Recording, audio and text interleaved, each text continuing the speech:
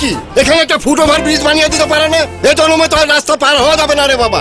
পারতো, তবে ব্রিজের টাকা দিয়া তো মনা ভাইয়ের মিষ্টির দোকান বানায় দেওয়া হয়েছে। সরকারের কাজ কি ফুটওভার ব্রিজের টাকা দিয়ে মনা ভাইকে মিষ্টির দোকান বানিয়ে দিয়া? সরকার তো বানাই দে নাই, বানাই দিছেন আপনি, আপনারা। মানে? এর উত্তর আপনার মিষ্টির প্যাকেটের ভিতরে। আসেন।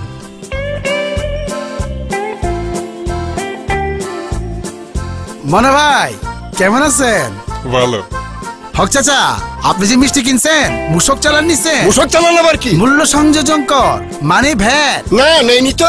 কত টাকার মিষ্টি কিনছেন? 350 টাকার। 350 টাকায় আপনার ভ্যাট আসে 45 টাকা 65 পয়সা। এই টাকাটা যাওয়ার কথা ছিল সরকারি কোষাগারে, কিন্তু আপনি ভ্যাট চালান না নেওয়ায় টাকাটা গেল মনা ভাইয়ের পকেটে। এভাবে প্রতিদিন যদি আপনার মতো 100 জন হক চাচা ভ্যাট চালান না নেন, তাহলে মনা ভাইয়ের পকেটে দিনে যায় 4565 টাকা, মাসে 1,36,950 টাকা, আর বছরে 16,43,400 টাকা। মনা ভাই দোকান দিয়েছে 3 বছর। ভ্যাট ফাঁকি দেওয়ার কারণে এই 3 বছরে মনা ভাইয়ের পকেটে গেছে প্রায় 50 লক্ষ টাকা। এই টাকা দিয়ে মনা ভাই আরো 3টা মিষ্টির দোকান দিচ্ছেন। অথচ এই টাকা দিয়ে সরকার 2টা ফুটওভার ব্রিজ বানাতে পারতো।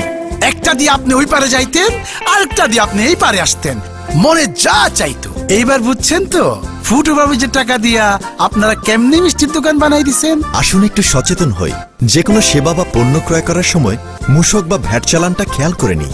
আমাদের টাকা আমাদের উন্নয়নের কাজে লাগুক, মনা ভাইয়ের ব্যবসা উন্নয়নের কাজে নয়।